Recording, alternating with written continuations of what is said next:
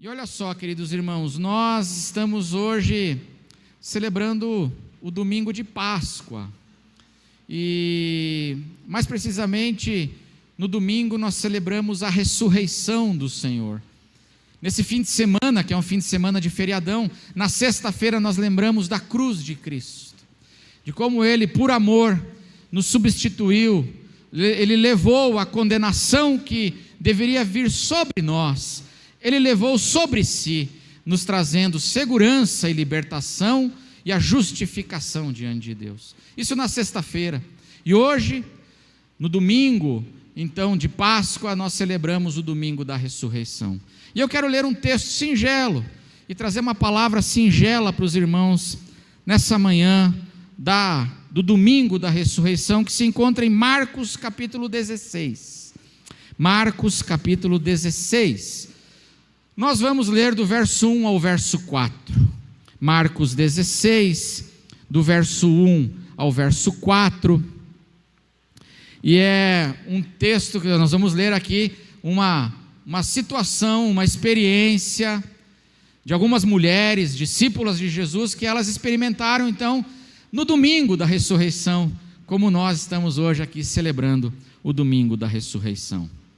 Diz assim a palavra de Deus: passado o sábado, Maria Madalena, Maria, mãe de Tiago, e Salomé compraram óleos aromáticos para ungir o corpo de Jesus. Passado o sábado, só para os irmãos entenderem um pouquinho da cronologia aqui, isso aqui, elas foram comprar esses óleos aromáticos no nosso calendário, ou na nossa cronologia de tempo, foi no sábado depois das 6 da tarde, sábado depois das 18 horas, porque na época do Novo Testamento, o dia para os judeus começava às 6 da tarde, então o dia para eles começava às 6 da tarde, quando chegava às 6:01, começava, mais ou menos isso, ao pôr do sol, sempre começava o dia. Para nós o dia começa a que horas? À meia-noite, meia-noite, passou meia-noite, já começa um novo dia. Para eles começava às 6 da tarde. Então, quando diz aqui que passou o sábado, isso aqui significa que era agora, no nosso calendário, sábado, logo depois das 6 da tarde. Passado o sábado, o que essas mulheres fizeram, irmãos? Elas foram, porque acabou o Shabat. No sábado os judeus não podiam trabalhar, não podiam fazer nada. Acabou o sábado, as lojinhas voltaram a abrir. O Carrefour abriu de novo, E aí chegou 6 da tarde, elas correram lá no Carrefour para fazer compras. É mais ou menos isso, que aconteceu. Os óleos aromáticos, porque elas queriam ungir o corpo de Jesus. Verso 2. E bem cedo, no sábado, 6 da tarde, elas foram fazer compras. Bem cedo, no primeiro dia da semana, no domingo, Então isso aqui agora coloca aí umas 5 da manhã. Elas fizeram compras, prepararam as suas especiarias para ungir o corpo de Jesus, foram dormir e falaram assim: a gente se encontra na frente da IB umas 5 da manhã, tá bom? 5 da manhã na frente da IB para a gente ir lá e ir para o sepulcro para ungir o corpo de Jesus. E bem cedo, no primeiro dia da semana, no domingo, ao nascer do sol, foram ao túmulo. Verso 3, diziam umas às outras: quem nos removerá a pedra da entrada do túmulo? E no verso 4 diz assim: e olhando, elas chegaram lá e olhando, viram que a pedra já estava removida. É que a pedra era o que, irmãos? Como é que era a pedra? Não era uma pedrinha, era uma pedra muito grande. Nessa manhã eu quero refletir rapidamente sobre esse tema. E essa pergunta que essas mulheres fazem naquele domingo de madrugada, domingo da ressurreição: quem nos removerá a pedra? Essa pergunta foi feita por essas mulheres naquele domingo. Quem nos removerá a pedra? E hoje pela manhã eu quero refletir, meus irmãos, nessa pergunta, e para nós nos inspirarmos no exemplo que essas mulheres no ensino delas e no exemplo que elas têm para nos dar, também nós hoje, no domingo da ressurreição. O exemplo delas, seguidoras de Jesus. Elas eram seguidoras de Jesus, dizem os evangelhos, que desde a Galileia. Elas tinham uma constância, elas sempre estavam com o Senhor. Essas discípulas de Jesus, o exemplo que elas nos deixaram. E que exemplo é, irmãos? Qual é o exemplo que essa história nos deixa nessa manhã? De nós não nos deixarmos paralisar, irmãos, pelas pedras que muitas vezes estão diante de nós no nosso caminho. Nós não nos deixarmos paralisar pelas barreiras, pelas preocupações, pelos obstáculos que estão adiante de nós. Esse é o exemplo que elas nos dão, essas discípulas de Jesus. Temos aqui a descrição do domingo da ressurreição, e essas mulheres, elas têm um projeto, essas mulheres têm um plano, essas mulheres têm um desejo grande no coração. Qual é o plano delas? Qual é o projeto? Olha, nós queremos, o Senhor Jesus morreu na sexta-feira, mais precisamente às 3 horas da tarde. Dizem os evangelhos que José de Arimateia e Nicodemos, eles apressadamente prepararam o corpo de Jesus, porque era sexta-feira, 3 horas da tarde, e na sexta-feira, às 6 da tarde, começava o sábado.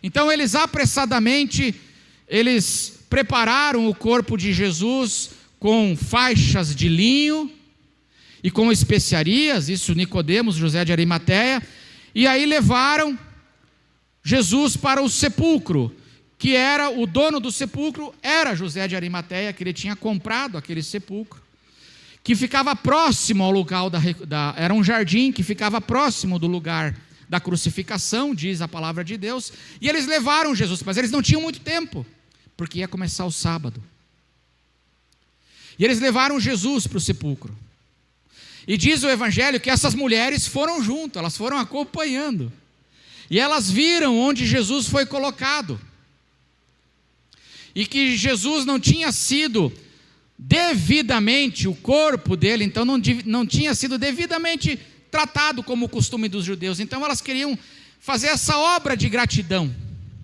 de carinho, de amor a Jesus, dizendo: quando passar o sábado, o que a gente vai fazer? Quando passar o sábado, vamos comprar os óleos, as coisas direitinho, vamos lá no túmulo, no sepulcro, e vamos acabar de preparar o corpo do nosso Senhor, porque é o mínimo que a gente pode fazer por Ele. Ele que nos amou, Ele que fez o bem para tanta gente, o nosso Senhor. Elas amavam Jesus, e elas queriam prestar esse culto, essa homenagem de gratidão, e expressar o seu amor por Ele assim. E diz que no túmulo que José de Arimateia, onde eles colocaram Jesus, eles rolaram uma grande pedra na entrada daquele túmulo, uma grande pedra. Aí começou o sábado, os judeus vão descansar, e aí diz a palavra de Deus que as autoridades judaicas, religiosas, elas foram até Pilatos no sábado e falaram para Pilatos assim: Pilatos, que era o governador do local, os discípulos de Jesus, e esse Jesus aí, ele dizia que iria ressuscitar ao 3º dia. Para que não aconteça de que os discípulos roubem o corpo de Jesus e depois saiam dizendo que ele ressuscitou, Pilatos coloca uma escolta de soldados na entrada do túmulo, diante da pedra, uma escolta de soldados, e vamos selar a pedra com o selo do Império Romano. A pedra estava selada, a pedra era muito grande, e havia uma escolta de soldados. Vocês já assistiram aquela série CSI? CSI, já assistiram CSI? A pedra onde Jesus, a pedra na frente do túmulo estava cheia de faixa, assim, escrito CSI, não pode passar daqui. estava lacrado, faixa, CSI, é proibida a passagem. Então, essas mulheres agora, e elas estão sabendo de tudo isso, elas estão sabendo de todas essas realidades, e aí, elas têm agora, nós poderíamos dizer, irmãos, essas mulheres tinham bons motivos para desistir do seu plano, não tinham? Qual é o plano delas? Qual era o plano delas? Quando acabar o sábado, vamos comprar os óleos e vamos lá para completar essa unção do corpo de Jesus, do seu sepultamento, porque nós amamos o Senhor. Não era esse o plano? Era esse o projeto. Mas eu pergunto para você, elas tinham bons motivos para desistir desse plano ou não? Tinham boas razões? Pelo menos 3 boas razões para desistir. Quais são as boas razões? Primeiro, a pedra era muito grande. Segundo lugar, tinha o selo romano na pedra. Então, o obstáculo não era só o peso e o tamanho da pedra, mas se mexer na pedra é crime. Diante do Estado romano, vocês estarão cometendo um crime. E aí vocês podem ser punidos por esse crime. E o terceiro obstáculo é que ali, naquele local, tinha ainda uma escolta de soldados, provavelmente, nós não sabemos se são soldados romanos ou soldados do templo de Jerusalém, mas tinha soldados guardando aquela pedra. 3 grandes obstáculos para os seus planos, seu desejo, seu projeto. Bons motivos para desistir, mas elas não desistiram. E é isso que eu queria deixar hoje de manhã, uma palavra simples aqui, desse exemplo delas. Elas não desistiram. O exemplo que elas nos deixam, irmãos, é que apesar do tamanho dos obstáculos que estavam adiante delas, elas continuaram. Elas não pararam. Elas não desistiram. Elas tinham interrogações: quem vai remover a pedra? Elas sabiam que o problema estava lá, que o obstáculo estava lá, mas elas vão adiante. Elas seguem adiante. Mesmo não tendo a resposta para a pergunta, mesmo tendo interrogações, elas continuaram. Elas no sábado, elas gastam dinheiro. Elas vão fazer compras. Elas fazem investimento. Elas investem, elas compram. No domingo de manhã, bem cedo, elas vão, sabendo que lá tinham os obstáculos. Mas elas seguem adiante. E é isso que eu queria deixar para nós nos inspirarmos hoje, nesse exemplo dessas mulheres, por 2 razões. Nos inspirarmos, eu e você, no exemplo delas, por 2 razões. A primeira razão, meus irmãos, é porque muitas vezes as dificuldades que nós supomos que teremos que enfrentar amanhã fazem a gente desistir dos nossos planos hoje. Não é verdade, irmãos? Isso não acontece. Muitas vezes, eu vou repetir, as dificuldades que nós supomos que nós teremos que enfrentar no amanhã, nós supomos que nós vamos ter dificuldades no amanhã, barreiras, problemas, e essas suposições fazem a gente desistir hoje, agora, dos nossos desejos, dos nossos planos, dos nossos projetos. Vou fazer uma pergunta para você: você teria ido? Você teria gastado R$300 em especiarias no sábado, às 6 da tarde, sabendo que tinha uma pedra enorme lá, a pedra estava selada e tinha guarda guardando a pedra? Pergunto para você: você teria ido, irmão? Você teria tentado? Assim, eu vou tentar, vou lá, vou me preparar, vou comprar as coisas e vou tentar, porque eu amo Jesus, porque eu quero demonstrar minha gratidão ao Senhor, eu tenho esse desejo, então eu vou pelo menos tentar. Você teria ido ou você teria ficado em casa? Como os outros apóstolos estavam tudo em casa. Ninguém foi. Todos escondidos. Todos com medo. Mas eu pergunto, você teria ido? O que você diria se você estivesse no lugar delas? Honestamente, irmão, na tua vida. Você diria assim, não adianta ir lá. É impossível remover essa pedra. Essa pedra é enorme. E se mesmo que os apóstolos, os 11, tivessem com a gente, é impossível remover essa pedra porque ela tem um selo romano, não pode ser removida. E porque tem guardas, a gente vai ser preso. Você teria dito assim, não adianta continuar, vamos desistir desse projeto, desse sonho, desse desejo. Ou você diria, quer saber, tem uma pedra, tem tudo isso, mas eu vou me preparar. Eu vou lá, e eu vou tentar, eu vou ousar, eu vou lá. Não sei o que pode acontecer. O máximo que pode acontecer é a pedra não sair. Mas eu vou lá. E eu vou continuar. E elas agiram assim. Por que isso é importante, irmão? Sabe por quê? Porque muitas vezes, meus irmãos, muitas vezes, presta atenção nisso. Essa história nos ensina que a maior barreira, a maior barreira para nós realizarmos nossos sonhos e projetos, a maior barreira não está fora da gente, está onde? A maior barreira às vezes está dentro da gente.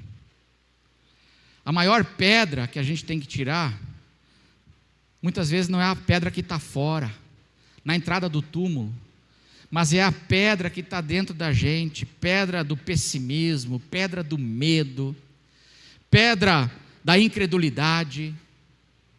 E essas mulheres, elas, apesar dos obstáculos serem reais, elas continuam em frente, elas vão, elas tentam, elas ousam. E a segunda razão, para nós nos inspirarmos no exemplo delas, é que a gente aprende aqui que quem vai, quem tenta, quem ousa, geralmente é surpreendido pela glória de Deus. Amém, irmãos? Quem vai, quem tenta, geralmente é surpreendido pelos milagres e pelos livramentos de Deus. Elas foram perguntando, enquanto elas iam, elas perguntavam assim, quem é que vai remover a pedra? Você sabe? Eu não falei, não tenho ideia. Vamos parar? Vamos voltar? Não, de jeito nenhum. Vamos lá. Vamos confiar, vamos em frente, nós temos esse projeto. E aí, quando elas chegam lá, diz que um anjo do Senhor tinha vindo, um pouquinho antes. Inclusive aconteceu um terremoto quando esse anjo apareceu. E o anjo do Senhor removeu a pedra.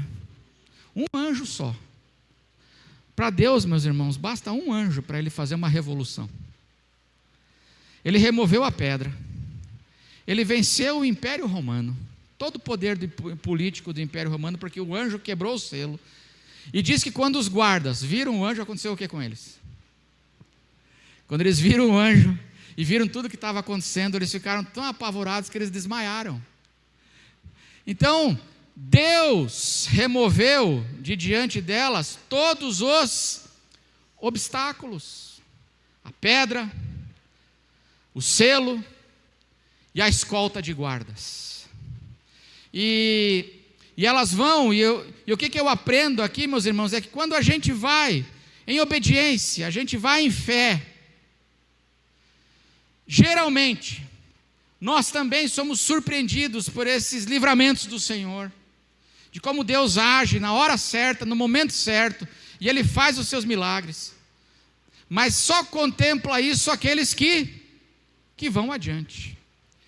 Aqui, eu acho que vale a pena nós lembrarmos de um princípio das Escrituras, que há um princípio na palavra, meus irmãos, sobre a cronologia dos milagres e dos livramentos de Deus na palavra.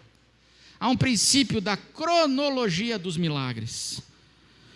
O que ensina esse princípio? Que via de regra, com raras exceções, mas via de regra, primeiramente, na Bíblia, as pessoas vão por obediência, por fé, por amor, as pessoas vão, e depois que elas vão, Deus age. Na Bíblia, Deus não faz o milagre primeiro e aí a gente vai. Na Bíblia, a gente vai e Deus nos visita e age nas nossas vidas. Essa é a cronologia dos milagres. Por que isso é importante? Porque às vezes a gente fica sentado esperando primeiro o milagre acontecer, para depois a gente ir. E a palavra de Deus está dizendo assim: não, se inspire nessas mulheres. Primeiro vão. E vocês vão contemplar, e vocês vão ser surpreendidos por essa glória de Deus. Mas vocês têm que ir. Vão. É muito curioso que na Bíblia, na história, um dos maiores milagres registrados na Bíblia, que foi a travessia do Mar Vermelho, e eu já disse isso aqui, é curioso, irmãos, que primeiro o povo de Deus tinha que marchar, para depois Deus abrir o mar. Não foi assim? Deus disse para Moisés: diga ao povo que marche, e tu levanta o teu bordão, e no momento certo, eu vou abrir o mar. Primeiro o povo marcha, para depois Deus abrir o mar. A gente tem que ir. Que quem vai, geralmente, nas Escrituras, quem vai pela fé e em obediência, geralmente é surpreendido por essa glória de Deus, como aconteceu com essas mulheres. A ressurreição teria acontecido se elas fossem ou não fossem, mas elas não teriam sido surpreendidas pela glória de Deus se elas não estivessem lá. Elas foram as primeiras testemunhas da ressurreição. O milagre teria acontecido, mas que o fato de elas terem ido, estarem lá, elas se tornaram as primeiras testemunhas, elas se tornaram as testemunhas da glória de Deus. É curioso que antes das muralhas de Jericó caírem, o povo de Israel teve que fazer o quê? Vocês lembram da história?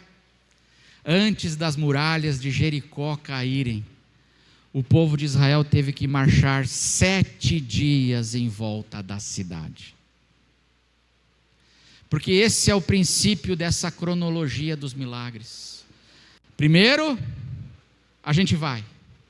E na medida em que a gente vai, Deus vai nos abençoando. Deus vai nos capacitando. Deus vai nos visitando. À medida que a gente vai. Por isso, se inspire no exemplo dessas mulheres. Tem obstáculos, tem dificuldades, mas tudo bem, mas eu vou seguir em frente. Elas estavam entristecidas, diz a palavra de Deus. Elas estavam perplexas, porque o Senhor delas tinha morrido, que elas amavam. Mas elas, meus irmãos, mesmo com os obstáculos, mesmo entristecidas, mesmo estando perplexas, elas fazem o quê? Nós temos um desejo, nós temos um projeto, e o projeto é de honrar o nosso Senhor Jesus, ungindo o seu corpo, preparando ele do modo mais adequado e amoroso, na sua morte. Esse é o nosso projeto. A gente está triste, a gente está perplexo, mas nós vamos parar? Não vamos. Vamos em frente. E aqueles que seguem em frente, eles, meus irmãos, são surpreendidos pelos milagres e pelos livramentos do Senhor. Muito curioso esse princípio na Bíblia. Primeiro a gente levanta e vai, e aí Deus vai nos visitando e nos acompanhando com seus livramentos. No milagre, o grande milagre de Jesus, da multiplicação dos pães, não foi diferente. Antes de Jesus multiplicar os pães, ele disse para os seus discípulos, para os seus apóstolos: separa, organiza essa multidão de 5.000 homens, organiza ela em grupos de 100 e de 50. Chegou a hora do lanche. Chegou a hora do lanche. Organize esse pessoal, porque nós vamos dar de comer para eles. Eles tinham quantos pães? Tinham quantos peixes? Tinham os recursos? Tinha os recursos ou não? Não tinha os recursos. Mas antes de ter o recurso, Jesus pede o que deles? Ação. Antes de ter o recurso, Jesus fala, por fé e obediência, organiza o pessoal. Você iria falar assim, pessoal, chegou a hora do lanche, nós vamos comer. Não tendo nada, em obediência a Jesus. E organizar as pessoas para receberem o alimento. E aí, diz o texto que Jesus não fez, meus irmãos, ele não fez lá cestos e containers, ele multiplicou cestos e containers de pão e peixe e falou assim, agora distribuam. Nananina não. Diz que Jesus abençoou os pães e os peixes, aí ele deu um pouquinho para cada apóstolo. Ele deu, e ele repartiu com os apóstolos, aí ele falou assim, agora vocês repartam com essa multidão. Você iria? E aí diz o texto que é à medida que eles vão em obediência a Jesus, à medida que eles vão andando, e aí eles repartem, o que acontece com o pão que está com eles? Não termina. Eles repartem o peixe não termina. E reparte o pão, e não termina. E é assim que acontece o milagre, na medida em que eles vão indo, em obediência e fé, eles vão percebendo essa graça de Deus que os acompanha, e que os sustenta, e que os capacita, mas tudo isso na medida em que eles vão andando, continuando e fazendo. E eu queria deixar hoje pela manhã essa palavra para nós. Essas mulheres, elas tinham boas razões para não ir. Elas tinham boas razões para desistir do seu desejo e projeto. Mas elas não desistiram. Por amor, por gratidão, elas seguiram adiante, apesar de tudo. Apesar de entristecidas, apesar de perplexas, apesar dos obstáculos, elas seguiram adiante. E elas foram grandemente surpreendidas, porque elas perguntavam, quem nos removerá a pedra? E elas tiveram a resposta ou não? Tiveram a resposta, quando elas continuaram e chegaram no momento certo, no lugar certo, elas tiveram a resposta. Deus removeu a pedra, através do seu anjo. Porque ele não removeu a pedra para Jesus sair, ele removeu a pedra para a gente entrar e ver que a tumba está vazia. Porque Jesus, meus irmãos, ele ressuscitou com pedra e tudo. Nada podia detê-lo. Mas o anjo vem e remove a pedra, é para a gente entrar e ver que Jesus venceu a morte, ver que ele está vivo hoje, e a tumba está vazia. Para nós sermos essas testemunhas. E porque o Senhor está vivo, eu vou continuar. Porque Ele vive, posso crer no amanhã. E eu vou continuar. Eu posso estar entristecido às vezes, eu posso estar perplexo às vezes, diante de mim, eu vejo um monte de obstáculos, mas porque o Senhor vive, eu vou continuar. E quando a gente continua, à medida que a gente vai andando, a gente vai desfrutando o poder de Deus, que nos capacita, que opera livramentos, que opera os milagres nas nossas vidas. Queria perguntar hoje pela manhã para você, quais são os seus planos para o futuro? Quais são os seus desejos, meu irmão? Como essas mulheres tinham desejos. Quais são os seus planos? Quais são os seus desejos? Ou talvez hoje, nesse domingo da ressurreição, você chegou aqui como elas estavam. Você está às vezes entristecido, com notícias da sexta-feira. Você está entristecido, você está preocupado, você está com medo, você está perplexo.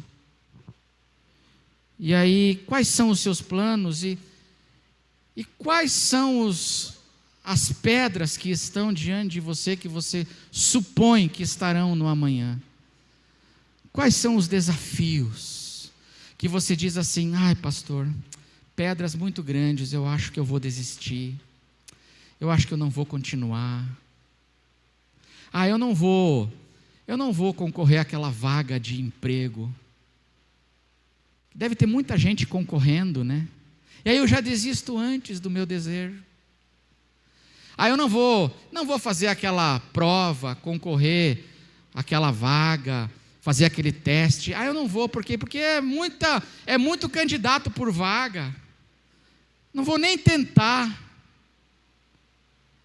E a palavra de Deus está dizendo para você: meu irmão, levante e vá. Tente, busque. Mas pastor, quem removerá a pedra? Na hora certa Deus opera.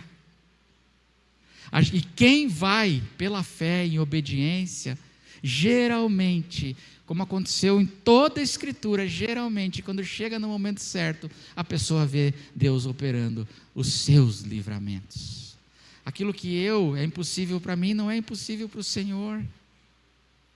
Então, quais são os seus desejos? E quais são os obstáculos que você vê diante de você?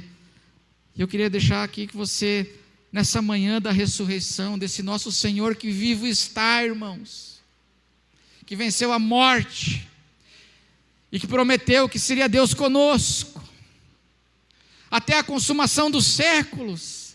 Significa que Ele está aqui hoje? Ele está aqui conosco hoje. Continue, levante, se inspire no exemplo delas, e lute, vá em frente, porque no tempo certo, no momento certo, você também vai poder desfrutar e você vai ser surpreendido pela glória de Deus. Vamos nessa caminhada. Eu quero orar com você.